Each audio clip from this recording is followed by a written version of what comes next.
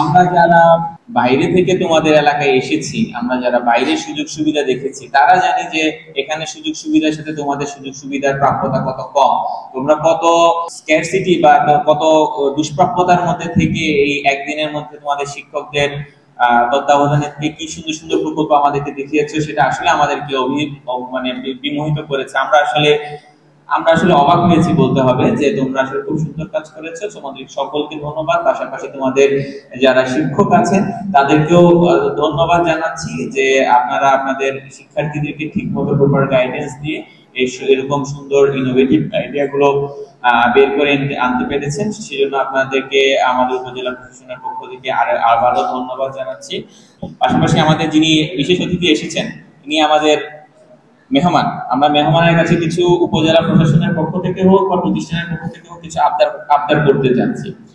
প্রথমত হচ্ছে, আমি আপনার সাথে যেটা কথা বললাম, যে বান্দরবান অথবা নাইক্ষ্যংছড়ির একটা ছেলে একটা টেকনিক্যাল স্কুলের ছেলে পেলে যে সুযোগ সুবিধা পাবে, চট্টগ্রামের ক্যান্টনমেন্ট স্কুল, তারপরে কলেজের স্কুল, খাস্তুগির স্কুলের ছেলে মেয়ে আমরা যদি সমান ক্যাটাগরিতে দেখি, তাহলে কিন্তু আমরা বৈষম্য বিরোধী যে বাংলাদেশ আশা করছি, সেই বৈষম্য বিরোধী বাংলাদেশ কিন্তু আমরা আশা করতে পারবো না। তো আপনাদের যে বিভাগীয় পর্যায়ে যে প্রতিযোগিতা হবে, সেখানে আপনারা ওরকম একটু ক্যাটাগরি করবেন, যে আমাদের যারা আমরা পিছিয়ে আছি তাদেরকে এক ক্যাটাগরিতে রেখে আপনারা যদি ওরকম করেন, তাহলে আমাদের এখানকার যারা ছেলেপেলে আছে তারা যদি কোনো একটা পুরস্কার পায়, আমরা আশা করবো যে তারা ভালো ভালো পুরস্কার পাবে, তারা আরো অনুপ্রাণিত হবে।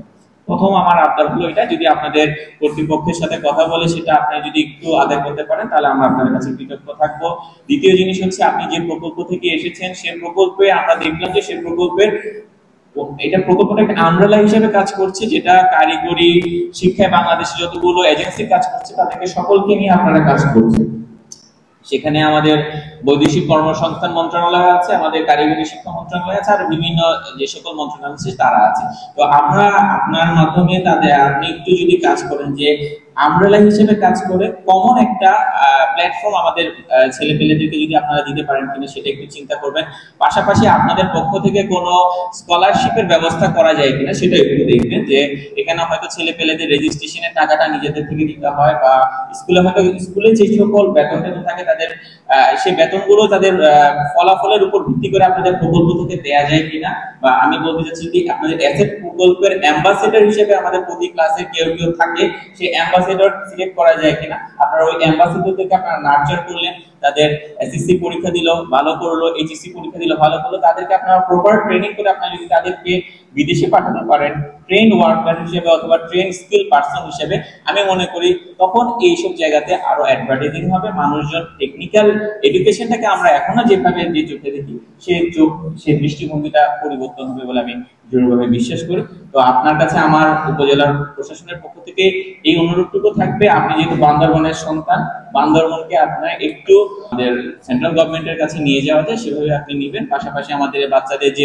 অক্লান্ত পরিশ্রমগুলো দেখেছেন আপনারা, সেখানে আপনি একটু যেখানে আপনার বলার সুযোগ থাকবে যে আমাদের পশ্চাৎপদ জনগোষ্ঠী থেকে কি সুন্দর সুন্দর প্রকল্প আসছে, তারা কি কি করতে পারছে, তাদের সক্ষমতা কি কি প্রমাণ তারা দেখিয়েছে, সেটা আপনি প্রকল্পে যারা কর্তা ব্যক্তি আছে সে সকল স্যারদেরকে একটু জানালে আমরা মনে করি আমরা আরো এখানে ফেসিলিটি পাবো। এই